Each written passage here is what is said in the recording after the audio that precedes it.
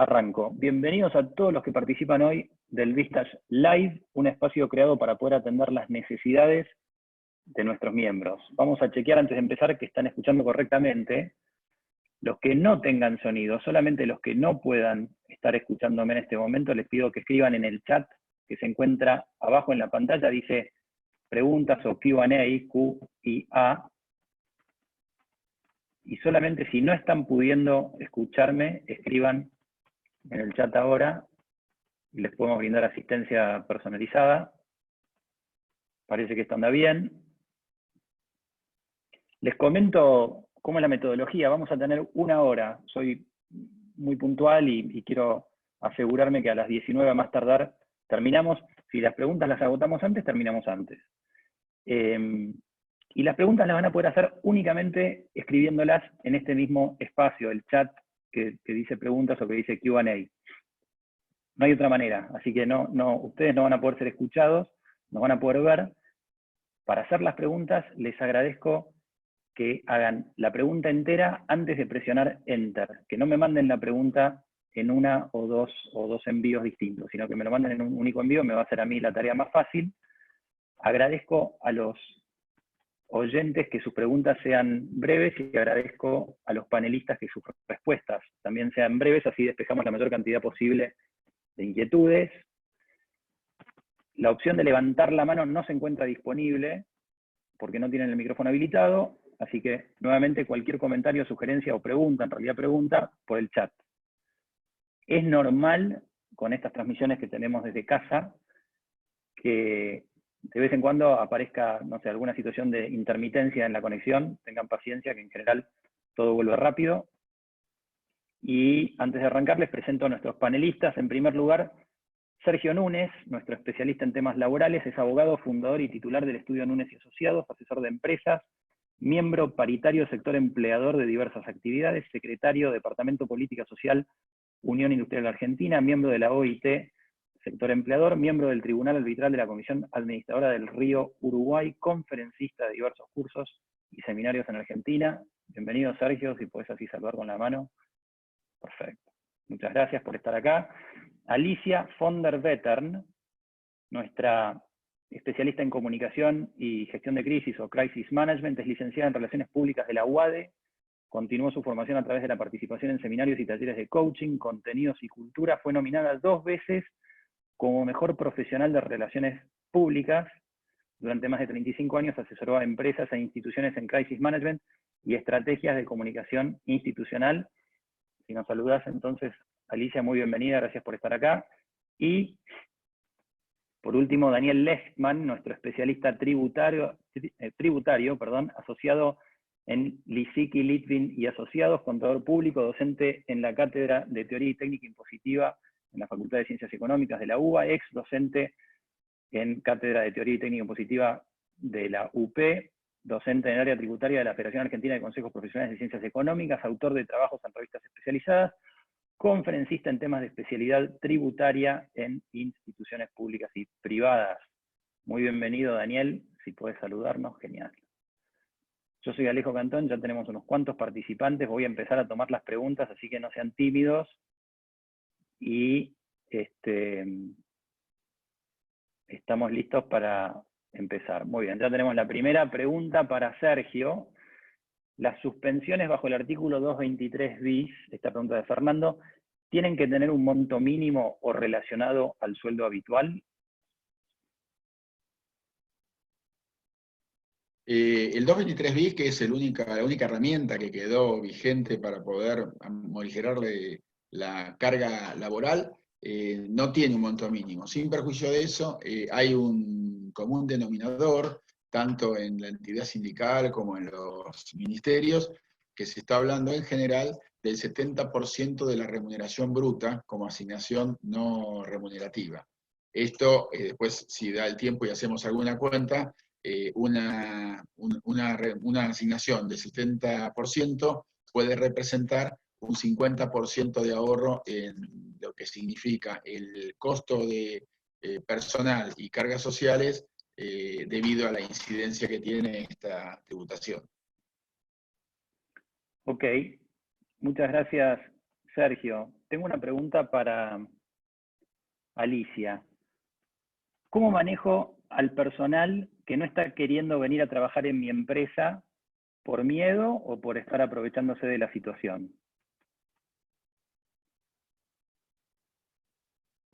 El micrófono. Bueno, gracias por la pregunta. La verdad es que creo que las crisis como esta generan muchos miedos y lo que hay que hacer es mostrar la mayor cantidad de certezas que se pueden. Obviamente siempre va a haber personas que abusan de eso y vamos a tener que tener estrategias previstas para reemplazar a esas personas en sus tareas. Pero lo mejor es una comunicación que les traiga tranquilidad, que los haga partícipes de la empresa y de las necesidades que tiene la empresa en función de futuro, de manera que ellos entiendan cuál es su rol y la importancia que tienen ellos en el contexto de todo el grupo humano que está siendo afectado por esta situación. Dale, Sergio, para complementar. Coincidiendo con Alicia, quería poner el foco legal. Las disposiciones que salieron con respecto a la emergencia sanitaria del país obliga a los trabajadores esenciales a prestar servicios y en caso de no asistir podrían tener no pago de sus remuneraciones si se niegan a la asistencia o eventualmente ser intimados al reintegro al trabajo bajo percibimiento de abandono, sin perjuicio que no es que yo esté votando por este tipo de conducta, sino que complementando y cerrando el círculo de lo que decía recién Alicia, que me parece que es muy correcto. Muchas gracias, Sergio. Les recuerdo que posteen sus preguntas. A mí me están llegando de 2 canales distintos, pero no dejen de postear sus preguntas en el chat. Acá tengo una pregunta de Aníbal para Daniel, que dice que la AFIP no está proactiva. Informa de cambios con mejoras para el contribuyente sobre o después de los vencimientos. ¿Es a propósito, por tener una visión distinta de la realidad de las empresas? ¿Se puede hacer algo? ¿Nosotros podemos hacer algo como Vistage o como contribuyente individual? Sí, desenmudecete. Ya estaba acostumbrado a quedar mudo, que me tenían afuera. Pero a ver, no, eso es la habitual forma de manejarse en la FIP, lamentablemente, de mucho antes de ahora. Siempre se llega con las prórrogas sobre los vencimientos o incluso después, como pasó ayer con el tema de bienes personales y el pago cuenta. Ahí lo que yo sugiero es, no es momento quizás, o es el mejor momento para no salir corriendo a pagar ningún impuesto, para esperar novedades, para... siempre hablamos de anticiparnos y planificación fiscal en tiempos normales. Creo que ahora es al revés, hay que ir día a día viendo qué novedades surgen y en función de eso movernos. Yo creo que muchas veces se da, siempre digo, la profecía autocumplida o la consecuencia que lamentablemente siendo pesimista uno espera. En momentos como este probablemente muchos dejen de pagar impuestos, algunos porque no pueden, otros porque no quieren, y como justamente va a haber un stock de deuda que se va a generar en estos meses, sí o sí va a tener que salir alguna medida de excepción. Y entonces, bueno, siempre es mejor estar ahí parado, quizás como deudor. Este es mi consejo hoy, que hay que preservar la supervivencia y el capital de trabajo. Pero esto es una modalidad habitual de la FIP y lamentablemente no ha habido las medidas que se esperaban, no están reaccionando tan ágilmente como en otros, como en el ámbito laboral o en otras materias. Muchas gracias, Daniel. Pregunta de Sebastián para Sergio. Para dar de alta un empleado en este momento, ¿cuál es el procedimiento si no hay forma de tenerlo presencialmente al mismo para firma de papeles y exámenes preocupacionales?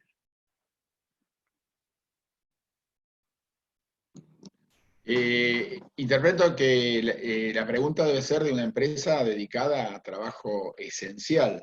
En ese supuesto, ese trabajador tendría la licencia de tránsito que se le podría gestionar para que asista a la empresa, se le puede dar el alta temprana con la totalidad de la documentación que se le pide escaneada por mail y firma autógrafa en esa documentación, y cuando tienen permiso de tránsito para trabajar, asiste a la empresa, suscribe la documentación necesaria y demás. Que tenga presente esta empresa, si es de las empresas que se dedican que tienen sectores de trabajo dentro de los exceptuados como esenciales, que todos los trabajadores deben ser contratados como trabajador eventual en esta época, durante la pandemia, Y eso le da la flexibilidad de que si al momento de culminada la emergencia sanitaria no desearan mantener al trabajador, ese trabajador dejaría de prestar servicios con cargas indemnizatorias más reducidas. Esta es la ventaja que se ha dado en los primeros decretos de resolución de este tema. Alicia, de CEMUDCT. Lo único que quiero agregar es que, digamos, tanto para los nuevos empleados como para los empleados que tenemos, lo más importante es que ellos sepan muy bien a qué atenerse, o sea, aprovechen la oportunidad para, en este caso de este nuevo empleado, de ser muy claro con todas las reglas, como para que después no tengan que estar saliendo y aclarando o tratando de poner en caja. Aprovechen la oportunidad desde cero como para comunicarse bien y mostrar bien las reglas de juego en esta situación tan crítica. Muchas gracias, Alicia. Tengo una pregunta de Aníbal, que te la paso a vos, Daniel, a ver si podés vos responder, y si no, algún otro panelista. ¿Qué opinan sobre la reapertura paulatina de los bancos? Sí, no es mi especialidad. Veo, escucho, he estado viendo por clientes, compañeros mismos en vistas, pero bueno, para muchos eso creo que ha generado algún problema. Cuando estaba parado el clearing era menos complicado que cuando se abrió, y la verdad que hoy la necesidad de las empresas para con los bancos es importante. Con lo cual entiendo que si va a ser presencial la apertura de las sucursales, va a ser importante, y hoy es muy necesario el apoyo de los bancos, y no todos están respondiendo tan activamente como es de esperar con esto de los préstamos para capital de trabajo y sobre todo el pago de los sueldos. Muchas gracias.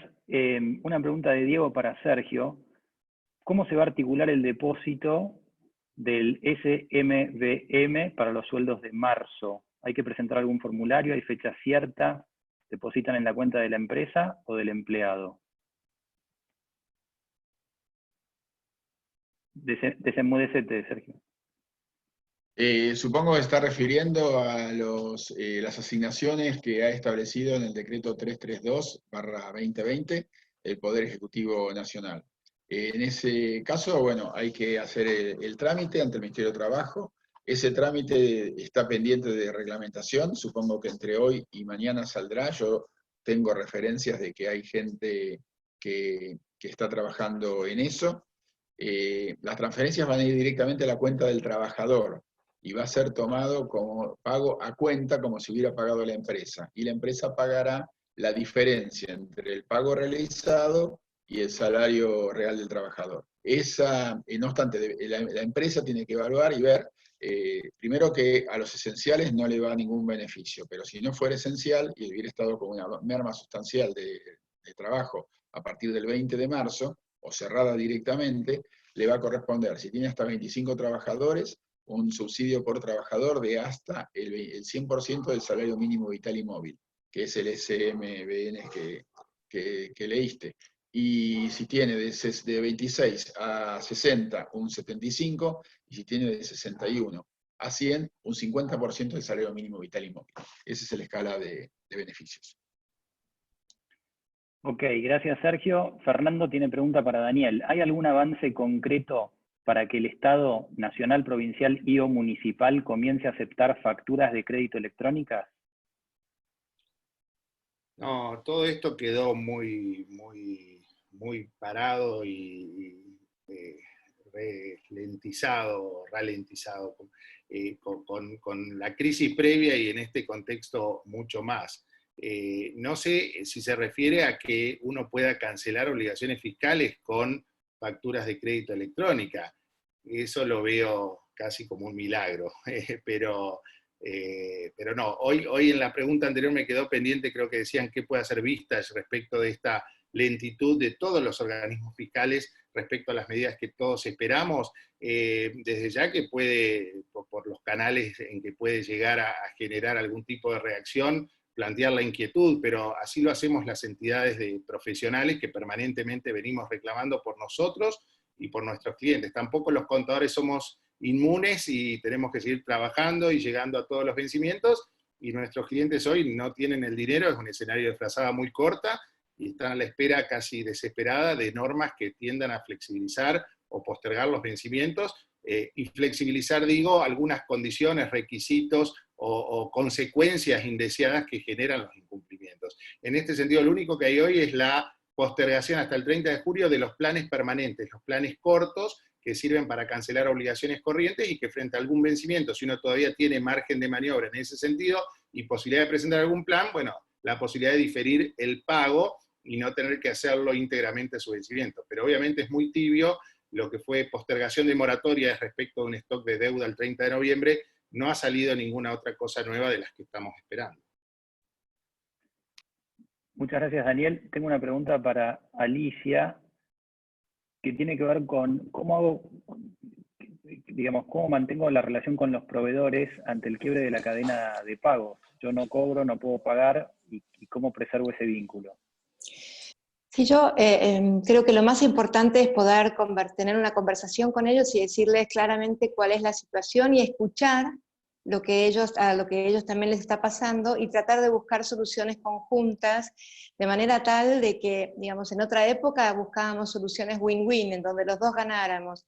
Hoy tenemos que buscar soluciones, lo que yo llamo lose-less, lose-less, o sea, ver cómo hacemos para impactar de la menor manera posible en cada uno de nosotros. Pero realmente creo que es una cuestión de establecer diálogos, escuchar y escuchar cuantas veces sea necesario, y conversar y hablar y tener en claro qué es lo que se quiere decir, como para que ese vínculo no se rompa. Muchas gracias, Alicia. Pregunta de Esteban para Sergio. Mi empresa es proveedora de equipos de tecnología de empresas de comunicaciones. ¿Qué necesito para trabajar al menos parcialmente para estar cubierto legalmente? Claro que cumpliendo con todas las normas de prevención correspondientes.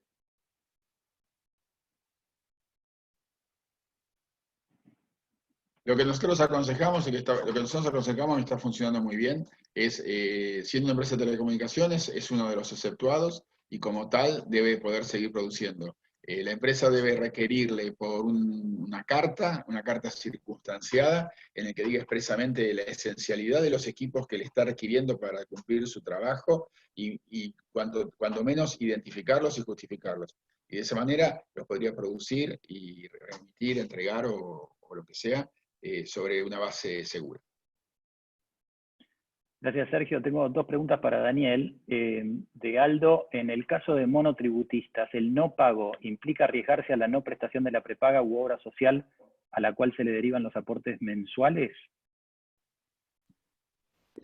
La verdad es que no sé y no tengo mucho de monotributo habitualmente, pero en general yo creo que, y en particular ahora, las obras sociales y las prepagas van a estar obligadas, creo, a seguir prestando servicios, o si no, algo de esto va a salir, como en otros casos de servicios esenciales, a pesar del no pago. Es cierto que el no pago de la cuota, el monotributo es una cuota integrada, que incluye la parte impositiva y la parte previsional y de obra social. El no pago, si no le llega el dinero y la derivación a la prepaga, seguro la prepaga puede llegar a intentar no brindar los servicios con anterioridad.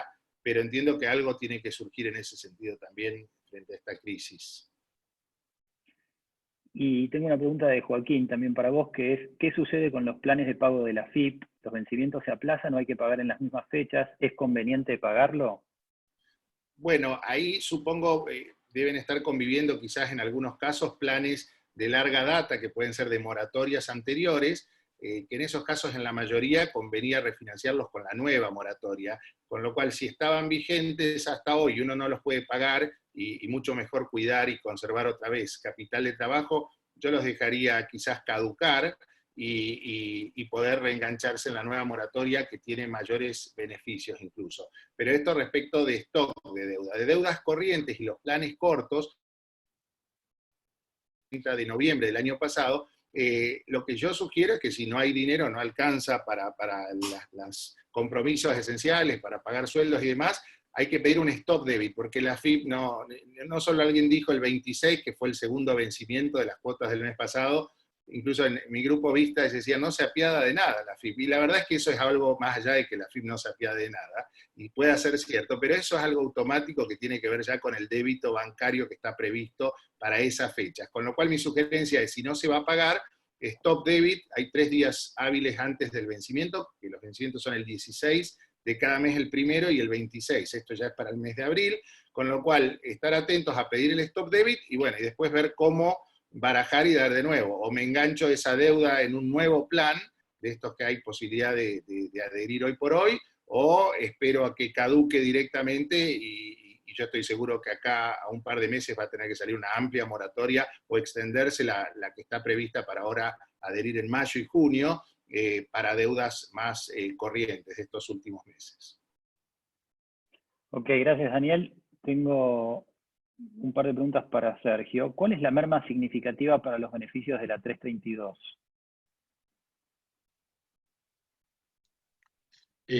Al día de hoy esto no está reglamentado. Yo, si me preguntan un indicio, un 20% de merma no sería significativa, un 20% de producción sí lo sería. En el medio yo creo que dirán 50, un 40, pero depende de la reglamentación. La otra pregunta es, una empresa que no produce productos esenciales, pero sí es proveedor de ellos, ¿puede obligar a algunos empleados, operarios, a que asistan a trabajar sin consecuencias futuras para el empleador? Y depende, si consigue establecer un lazo muy estrecho con la cadena de suministro y respecto a la necesidad esencial de ese proveedor, podría obligarlo, de la misma manera que yo mencioné en la pregunta anterior, intimando al trabajo, fijando fecha y hora de prestación de tareas, de no venir, pierde los importes, los salarios, y en caso de agravarse, puede incluso intimarlo bajo apercibimiento de posible abandono. Es importante que esos productos que tengan también, esa provisión de productos tenga la excepción, lo que va a producir, y que tenga una carta del productor que le pida directamente cuál es la necesidad y el producto requerido. Gracias, Sergio. Tengo una pregunta para Alicia, que es cómo alinearme mejor con mi sindicato. De vuelta, creo que no sé cuál es la situación particular del sindicato o qué problemas pueden tener con un sindicato en este momento, particularmente la persona que hace la pregunta, pero creo que el diálogo es lo necesario. Es necesario encontrar el mejor canal para ese diálogo, que puede ser directamente un directivo de la empresa o por ahí un representante del sindicato dentro del grupo de empleados, o por ahí un grupo de personas que vayan a hablar con el sindicato, entre los cuales está el directivo y personal de su confianza, como para poder llegar a mostrar un poco cuál es la situación de la empresa, con la mayor realidad posible, con la verdad, aunque no sea toda, pero siempre la verdad, y buscar para que ellos logren comprender cuál es la situación y cuál es el riesgo de alguna manera, sin amenazarlos, pero sí que entiendan que necesitamos estar todos juntos tirando para el mismo lado, porque si no la situación la empresa puede llegar a tener problemas mayores. Creo que en este momento es un momento súper oportuno para el diálogo, hasta con aquellos sindicatos con los cuales normalmente no tenemos diálogo por dos cuestiones.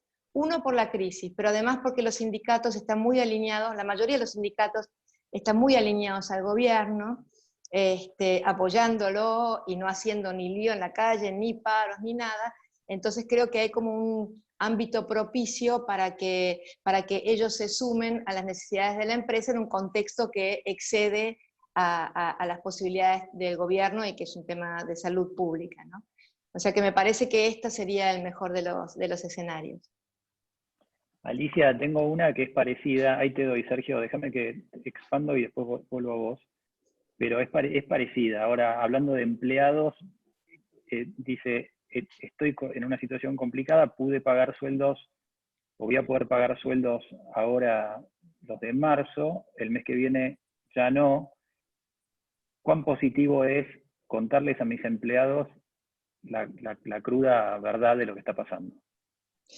Yo creo que muchas veces depende de las formas en que uno diga las cosas. Uno puede decir, no sé si voy a poder pagarte el sueldo el mes que viene, o puede decir, estoy haciendo esto, esto, esto, esto y esto, para generar una mejor relación económica, para ahorrar de este lado, para lograr ingresos de esta manera. O sea, ir explicando lo que uno está haciendo sin poner el foco en lo que no voy a hacer, que es lo que a ellos les va a impactar negativamente.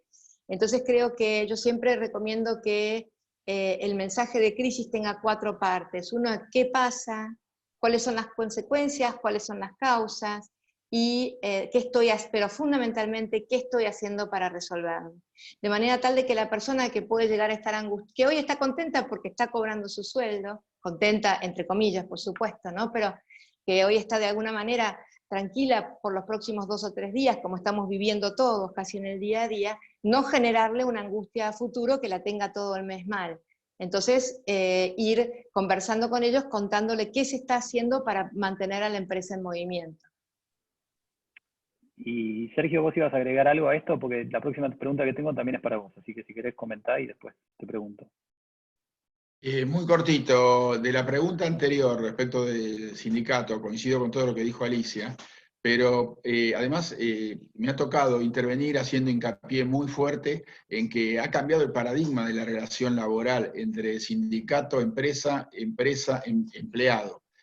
Hoy estamos todos en el mismo bote, es un bote que tiene 4 agujeros, todos tenemos que tapar uno de los agujeros que está dando vuelta, el sindicato, el empleado, la empresa y demás. Y eso hay que hacerlo ver, porque no ha sido todavía racionalizado por los representantes sindicales y por los empleados. Pero cuando se le explican, como dice Alicia que hay que explicarlo, sinceramente cambian de actitud y ayuda a construir puentes interesantes. Gracias, Sergio. Pregunta de Ignacio. ¿Qué opinan o qué opinás si se amplía la cuarentena? ¿Qué pasaría con los sueldos y con las cargas sociales? ¿Qué tiempo calculan que puede durar? Igual que China, pregunta.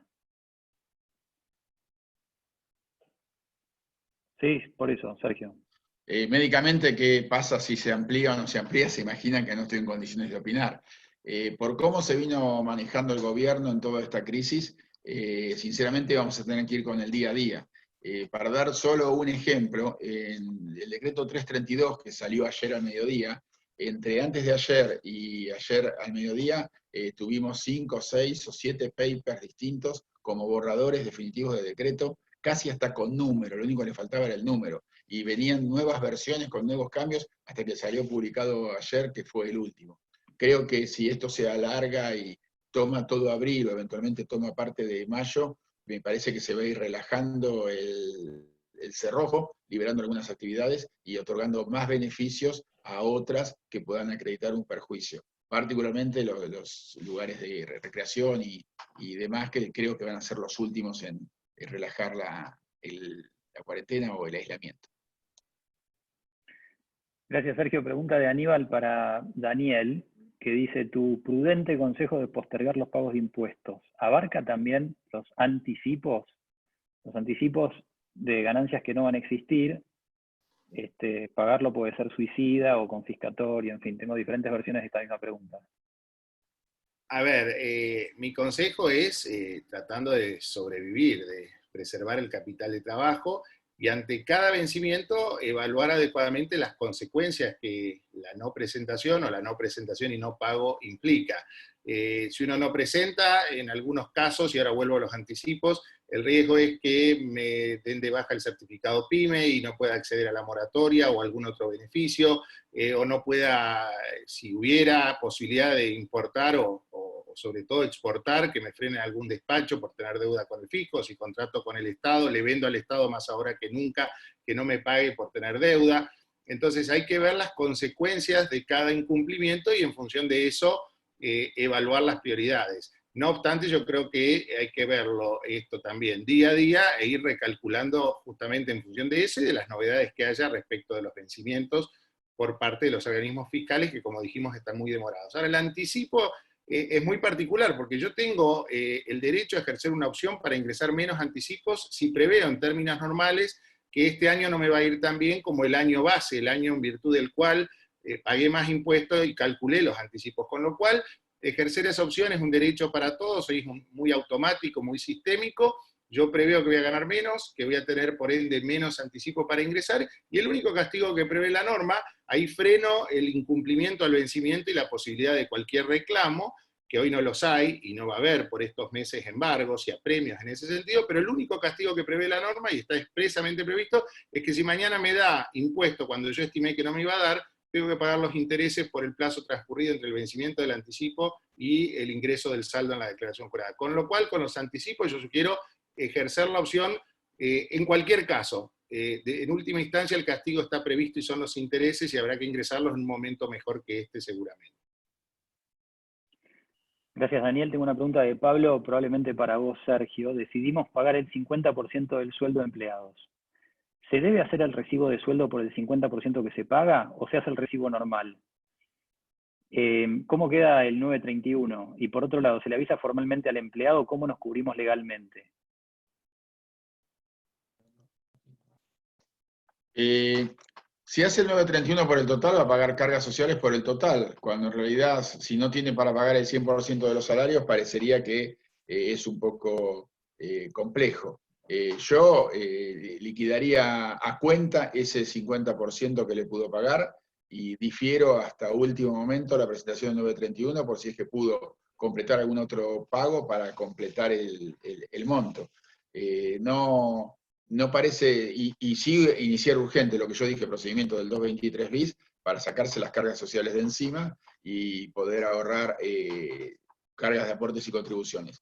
También tiene que podría presentarse urgentemente, ni bien salga la resolución, en marzo, si la empresa califica, como dije, que no era de productor esencial y demás, en un 95% de descuento, hasta un 95% de descuento de cargas sociales, por el del decreto 332, de los aportes patronales. Con lo cual ahí a lo mejor licúa y hasta le facilita liquidar el 931 por el 100%, y sin esos aportes aportar algo más al salario de los trabajadores.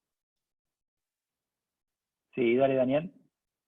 No, yo agregaría lo que dice Sergio, que con el 931, más allá del beneficio que uno escoja de estos recientes, del 332, o no pagar contribuciones o diferir el pago a través de alguno de los planes que establezca la FIP, que en general llega el vencimiento, bueno, si yo presento y no pago, es posible que casi sistémicamente me intimen. No obstante, hoy no hay otra vez embargos y esto está suspendido, y seguramente se va a extender mientras dure la cuarentena y algo más. Si yo no presento, ya gano unos días hasta que me intiman, y eventualmente puedo presentar más tarde. Lo que hay que tener siempre más cuidado es con la parte del aporte del empleado, es decir, lo que se supone, y digo entre comillas retenido, porque en estos momentos, si no me alcanza para pagar el sueldo, mal pude haber retenido dinero alguno a terceros en general y al empleado en este caso en particular. Con lo cual, ese cuidado de los aportes yo entiendo que también hoy está un poco relativizado, siempre hay un changüí de 30 días para no incurrir en un delito, que es lo que prevé la ley penal tributaria, y no creo que ningún juez el día de mañana, frente a este contexto, y si realmente la empresa puede demostrar que no tenía los fondos para siquiera cubrir el monto neto del sueldo, vaya a juzgar a los empresarios, a los directores de las empresas bajo el marco de la ley penal tributaria. Con lo cual creo que en este momento de crisis generalizada está como todo mucho más justificado en ese sentido. Sí, Alicia. Desenmudécete porque estás...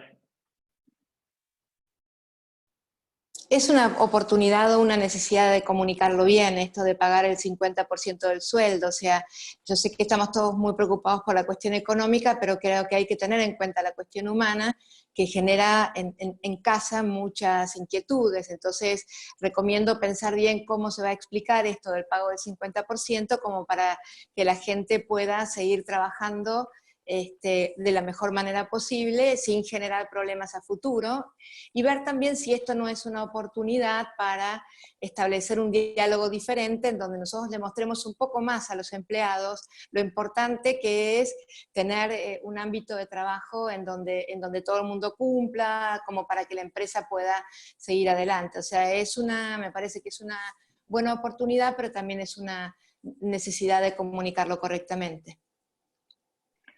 Muchas gracias, Alicia. Tengo una pregunta de Gonzalo, no sé a quién pasársela, me levantan la mano si saben. Hace 2 semanas que intento liquidar divisas de una exportación a través del banco Credicop.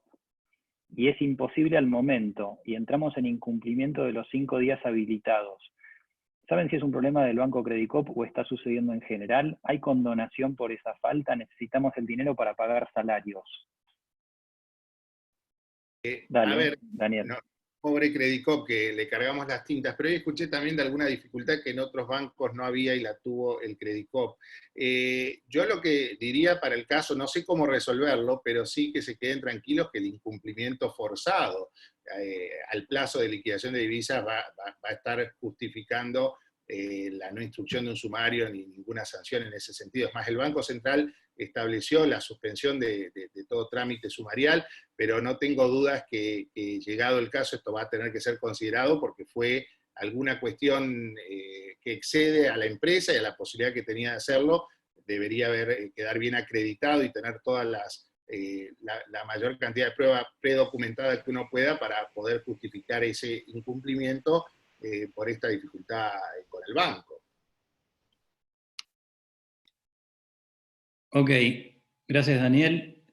Tuve que hacer un cambio con los micrófonos, así que espero que me sigan escuchando bien. ¿Me hacen así? Sí, ok, perfecto. Gracias.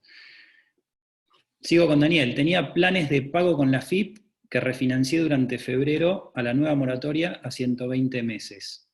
Este mes me debitaron la cuota del plan antiguo y la del plan nuevo. Hice consulta web para reclamar, pero no me responden desde hace 2 semanas. ¿Puedo hacer algo?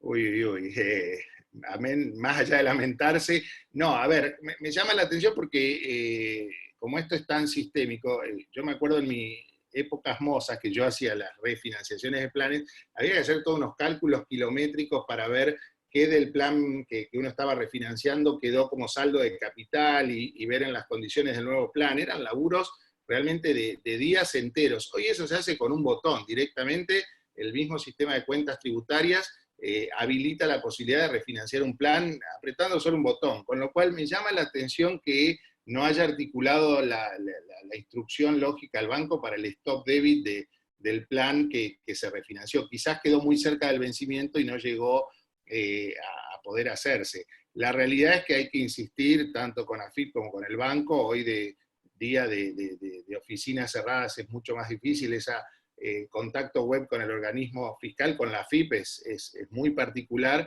pero bueno, habría que seguir intentando, y a lo sumo, quien consulta ha sido un adelantado, por ahí tenía, yo siempre sugiero llegar más sobre el vencimiento, no porque me guste ser ni desprolijo, ni no anticiparme, sino porque lamentablemente, como preguntaban al principio, siempre la AFIP llega a último momento con postergaciones, con prórrogas, corrigiendo los aplicativos y solucionando este tipo de situaciones que por ahí uno es el caso testigo, ¿no? Y después terminan solucionándose. Pero lamentablemente no debería haber tenido ese débito y habría que reclamarlo. Gracias Daniel. Tengo una pregunta para Alicia que dice: no pude participar de tu webinar, pero vi en tu presentación que hablas de definir cuál es mi crisis. ¿Podés expandir un poquito más sobre eso? Me olvido. Bueno, sí, particularmente cuando uno está en el medio de una crisis que afecta a todos tanto, nosotros tenemos que tener bien claro cuál es la crisis que realmente me impacta a mí, o sea, cuál es la situación más grave que yo tengo que transitar. Porque en definitiva hay muchas situaciones muy complejas, pero cuál es aquella que es más grave y que en definitiva tengo que constatar si detectando cuál es esa más grave, yo puedo alinear todo el resto de las crisis para resolver esa crisis que es la crisis más grave, la que más impacto tiene en mi negocio. Eso es un poco entender cuál es mi crisis dentro de la crisis. Cuando es una crisis no provocada por mí, sino que es una crisis externa, en donde además tenemos tanta, yo digo, pandemia de información en este momento, y que salimos corriendo detrás del banco porque parece que el banco va a abrir, o salimos corriendo detrás de esto otro. Bueno, no, tenemos que tratar de tener un camino fijado para poder salir de esa crisis y ir recorriéndolo, obviamente adaptándolo y aprovechando las cosas que van apareciendo entre tanto, como mis compañeros acá dicen, está habiendo todo el tiempo nuevas normativas, nuevas reglamentaciones, pero la verdad es que yo tengo que entender realmente a dónde está golpeando en mi negocio esa crisis y poner todos los cañones hacia ese lugar. Ok, muchas gracias. Para Sergio de Esteban, tengo una persona de 65 años. ¿Puede trabajar o legalmente está impedido? Y es una persona que es muy importante para el funcionamiento de mi empresa y no puede hacer su tarea en su domicilio por el tipo de tarea que es.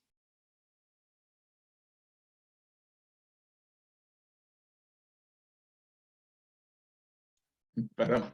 Si es una empresa que está exceptuada por ser trabajador esencial, él puede obligarlo a trabajar, salvo que esté incluido dentro de los esquemas del listado de enfermedades de riesgo. Si la persona no acredita enfermedades de riesgo y es una empresa de las exceptuadas como producto esencial, está habilitado a trabajar, y eso consta en la resolución 207 del año 2020.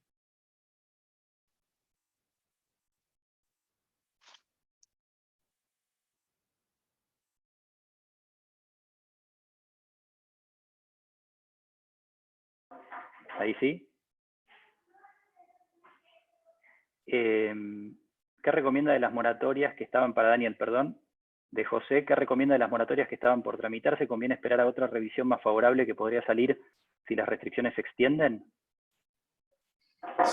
Sí, yo recomendaría, ahora los plazos se han extendido hasta fin de mayo, con alguna ventaja en cuanto a la cantidad de cuotas, y la posibilidad de incluso adherir en junio con una cantidad de cuotas menor, entre 120 y 90 cuotas es la variación según cuando uno adhiere.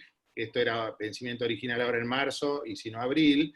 Y yo recomiendo esperar, salvo que hubiera alguna situación particular, que otra vez hoy a premios en cuanto a posibles embargos no hay, pero alguna situación particular que me obligara a tener regularizada alguna deuda, o para tener el certificado, bueno, el certificado PYME es como, para este caso, como el huevo y la gallina, y no aplica, pero digo, algún beneficio o no tener un incumplimiento que me por ejemplo, impida que cobre del Estado algo, y entonces regularizar la situación antes me permite acceder a eso. Si después surge alguna nueva deuda para incluir en la moratoria, se anula el plan original y se vuelve a hacer algún otro, y seguramente van a ampliar, entiendo yo, los periodos que pueden regularizarse bajo esta moratoria. Hasta hoy son deudas hasta el 30 de noviembre, sería de esperar que haya alguna flexibilización y permitan incluir deudas más recientes en la moratoria. Y a ver, tengo otra, ¿sí? ¿Hasta qué tasa es recomendable tomar crédito? También para vos, Daniel, ¿qué dirías? Me imagino que no refiere a planes fiscales, ¿no? Sino en general. Mira, yo ahí toco de oído, no es tampoco mi especialidad, lo que escucho de también clientes, siempre digo, mis compañeros vistas, vale la opinión, que cualquier crédito en pesos que ande dando vuelta, tasas, hoy está esta de referencia del 24%, bueno, un golazo, pero incluso tasas mayores, yo creo que si hubiera posibilidad de tomar crédito, vale la pena.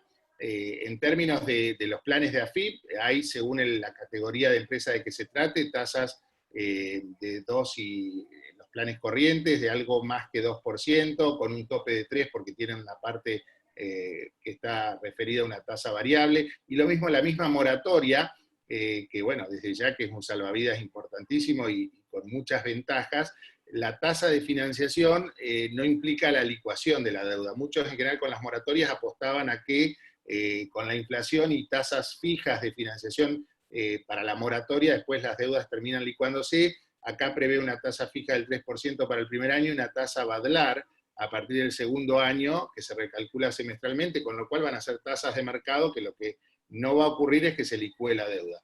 Pero en términos de créditos en general, yo creo que siendo en pesos, a tasas del 30, 35, 40, según la expectativa de inflación. Me llamó la atención el otro día, en una charla amplia, que muchos decían, alguien llegó a decir que esperaba que haya deflación, yo creo que estamos muy lejos de eso, pero bueno, el escenario de inflación que se planteaba variaba muchísimo.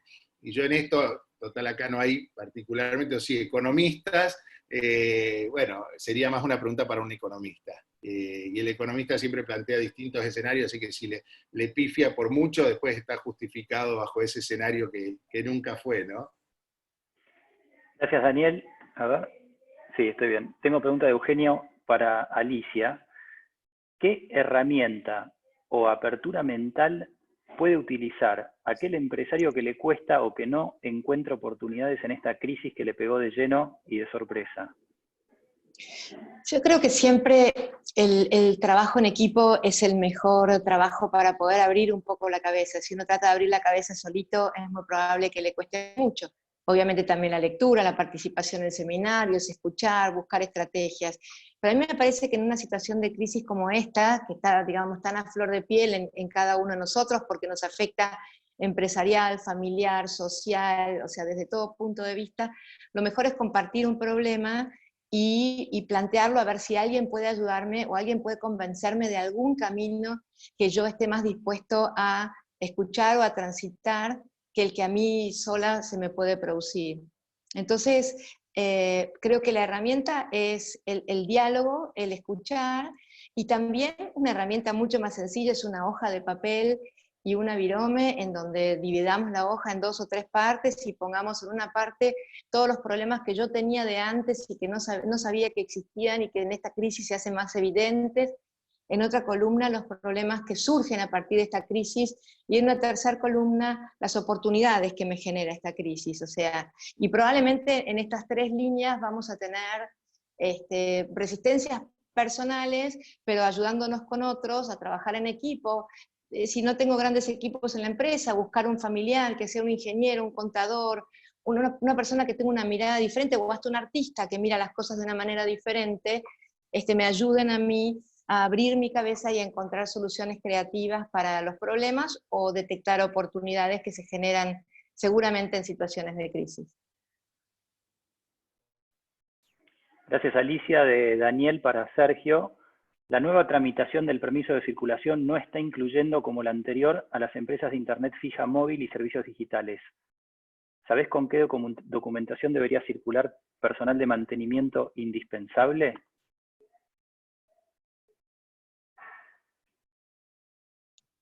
Yo presumo que una autorización de la empresa, siendo esto que originalmente estaba autorizado, va a poder funcionar. Entiendo.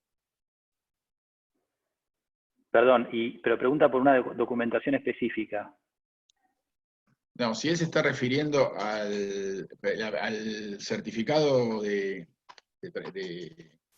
circulación que se hace con el portal de trámites a distancia, ahí tendría que buscar cuál es lo que más se adhiere o más afín a su actividad. Pero el certificado hasta el 6 de diciembre no está, el 6 de abril, perdón, no es exigible. Ok, tengo 2 más para vos, Sergio. De presentar la 223 bis, ¿se pierde la opción del decreto 332? No, incluso si él tiene el decreto 332 y obtiene y presenta el artículo 223 bis, el subsidio del decreto 332 se reduce en un 25%, pero puede ser parte del pago en el 223 bis, achicando el monto que tiene que pagar la empresa para cubrir el 70% del bruto en la propuesta que pudiera hacer al sindicato y a los trabajadores. Y creo que esta también puede ser para vos, no estoy seguro.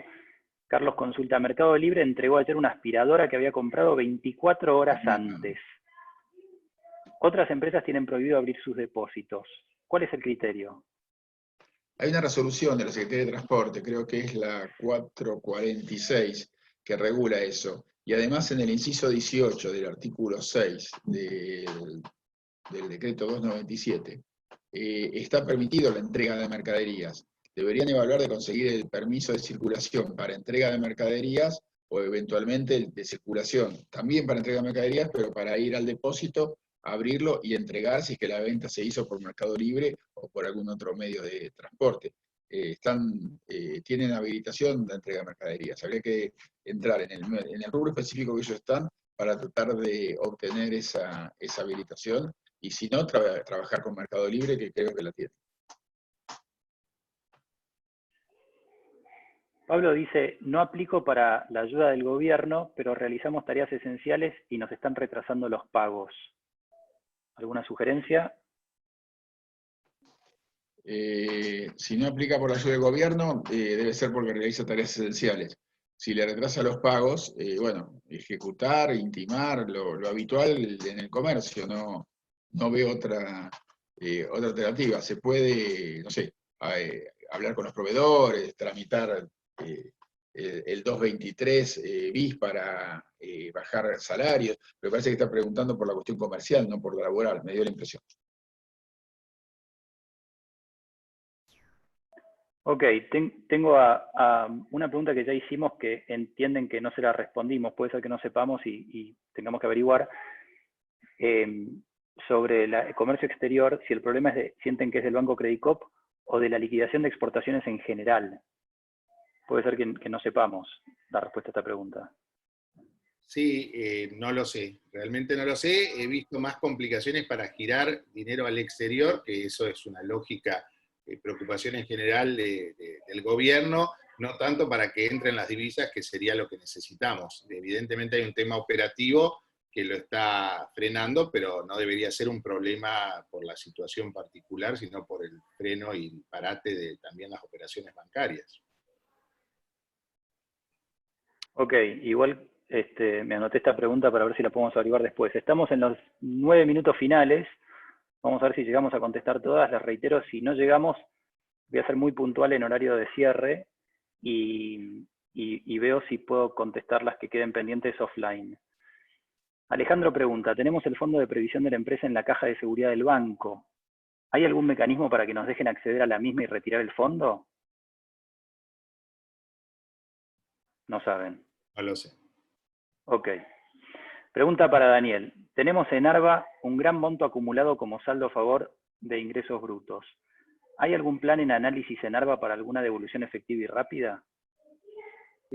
No sé si hay en análisis, sería lógico que lo hubiera. El problema de los saldos a favor, no solo en ARBA, sino en general en las provincias, es una, yo creo, de las principales problemáticas pymes, porque antes de esta pandemia y de esta crisis generalizada, los fiscos provinciales se dieron cuenta de que se quedaban con dinero de las empresas a tasa cero, y han estado incluso algunos muy agresivos que en estos regímenes de retención, percepción, el CIRCREP, y nunca devuelven. Cuando uno va a pedirles para devolver, en términos generales, siempre me encuentran alguna cosita que no hice, o no fui agente de retención, de percepción, o incluso más, y lo cual es lógico, me hacen una inspección para ver que no sea que yo no le debo a ese fisco por algún otro lado, y por ende, más que devolverme, tendrían que compensar la deuda, con lo cual la fiscalización es casi un requisito previo a la devolución, y eso es lo que justamente en general hace más lento todo el proceso. Sería de esperar que haya alguna norma en ese sentido. Creo que Cava sí lo estaba evaluando, y estaría muy bueno porque eso es capital de trabajo y plata inmovilizada. Respecto, agrego algo a los exportadores, que son actividad esencial. Yo he firmado incluso a la distancia, ¿no? Y presentado de manera virtual, con mi firma virtual, un recupero de IVA la semana pasada, con lo cual todas estas trámites, operaciones siguen en su curso, incluso cuando los consejos de ciencias económicas están cerrados, le han encontrado la vuelta para que se puedan ir regularizando las situaciones. Así que supongo que debería haber también alguna respuesta por el tema de la liquidación de divisas. Gracias, Daniel. Tengo una pregunta de Lisandro, probablemente para Sergio. Los empleados que no son de población de riesgo, pero vienen con gente de población de riesgo, ¿pueden ir a trabajar?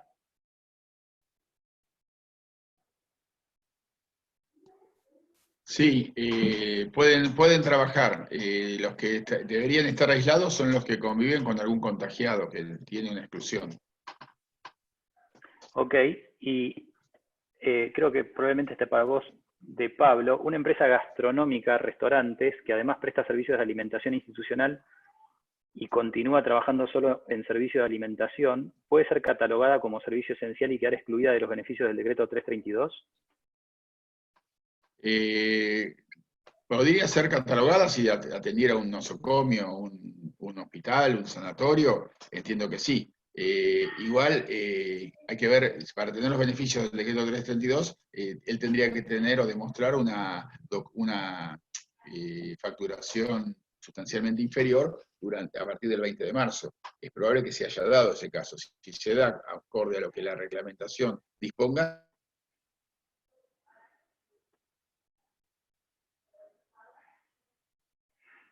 Te perdimos, Sergio. Va a poder... Ahí está.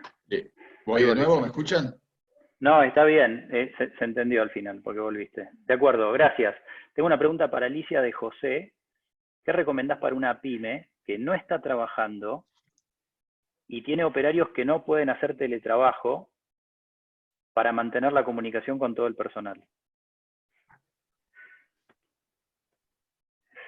Desenmudecete. Ahí está. Me parece vital la importancia que le están asignando a este tema, porque la verdad es que la comunicación para la gente que no puede tener acceso a su empresa, a su trabajo, tiene que salir por parte de la empresa como para ir manteniéndolos actualizados de las cosas que van sucediendo o de las cosas que quieren.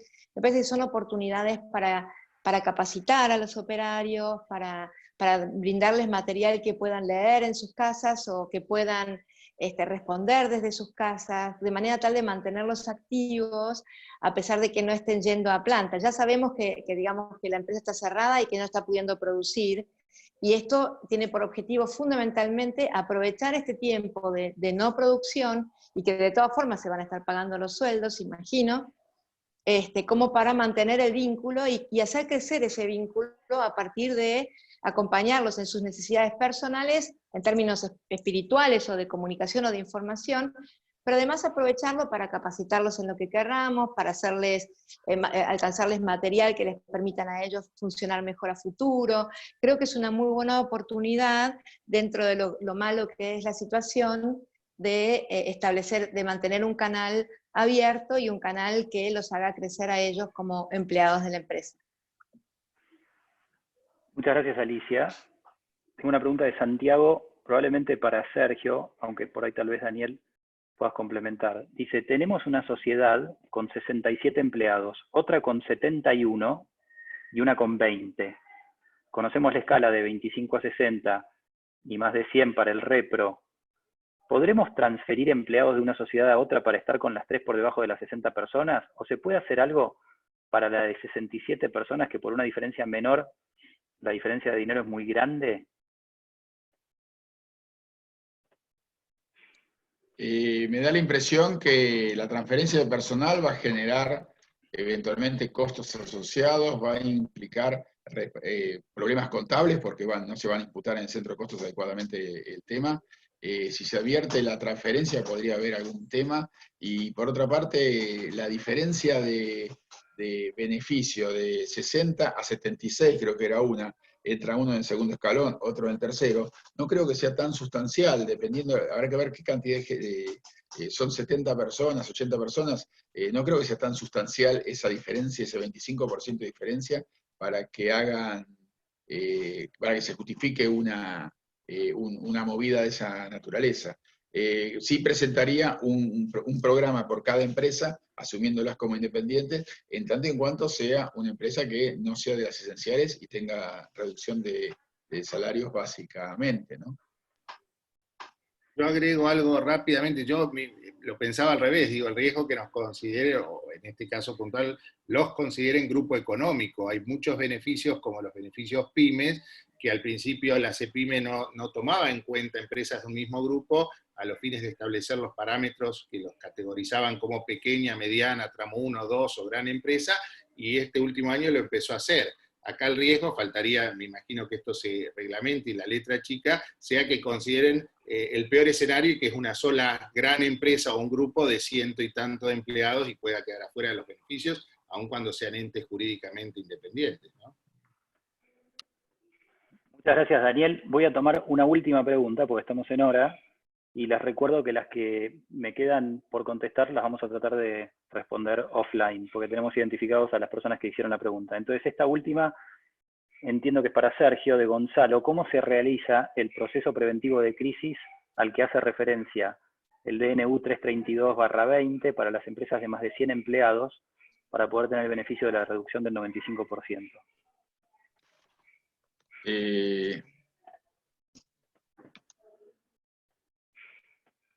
No, te enmudeciste, estabas habilitado. Sergio.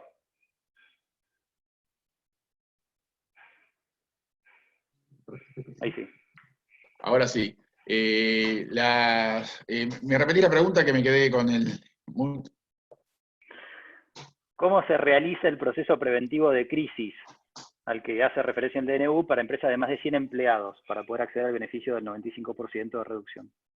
El procedimiento preventivo de crisis se hace en el Ministerio de Trabajo. El decreto dice que va a ser un procedimiento reducido y expeditivo. Por alguna información que tengo dentro del Ministerio, que lo dije hace un ratito, están pidiendo balances y demás, lo cual no creo que sea tan reducido, pero sí es a través del Ministerio de Trabajo y presumiblemente será con alguna presentación online y con los requisitos habituales, la dotación, qué es lo que se pide y demás. Podemos esperar la reglamentación para eso y poder darle una idea más clara. Alicia, para complementar.